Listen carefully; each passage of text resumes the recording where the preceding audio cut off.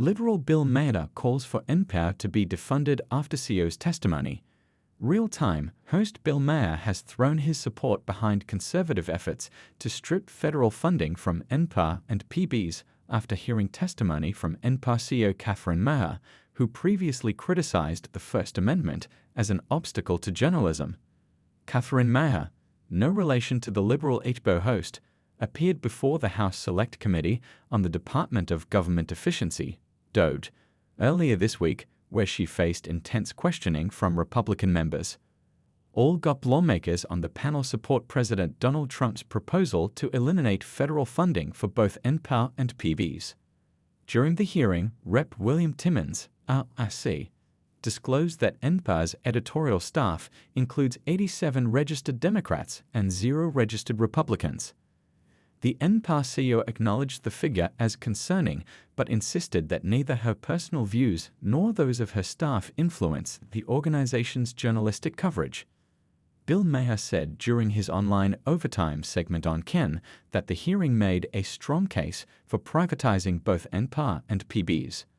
Responding to a listener question, Maher repeatedly criticized his namesake for suggesting the outlet could remain impartial despite the overwhelming partisan imbalance within its newsroom. "Give me a break, lady," the HBO host responded. "I mean, they're crazy far left." The host went on to argue that the notion of taxpayer funding going to outlets like NPR and PBs is a dated concept. "Why do we need to subsidize?" Maher asked. "We're so polarized." These outlets became popular at a time when Republicans and Democrats didn't hate each other and weren't at each other's throats and didn't think each other was an existential threat. In that world, you can't have places like this, I think, anymore. They have to be private. Catherine Maher, who previously served as CEO of both the Web Summit and the Wikimedia Foundation before taking the helm at NPR, has drawn controversy over a series of past partisan political statements.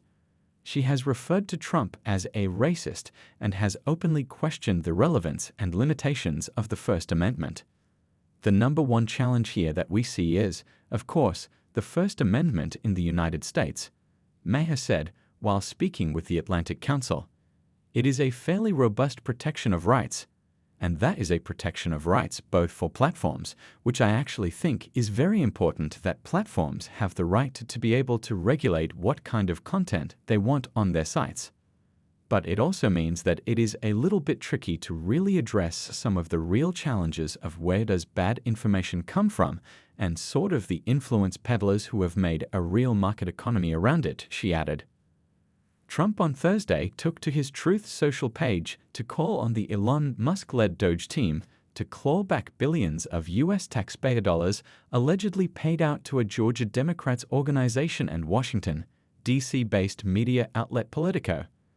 Whatever happened to the $8 million given by our government to radical left Politico magazine, or whatever you would call it? Owned by wealthy guys, this money should be taken back by Doge, ASAP.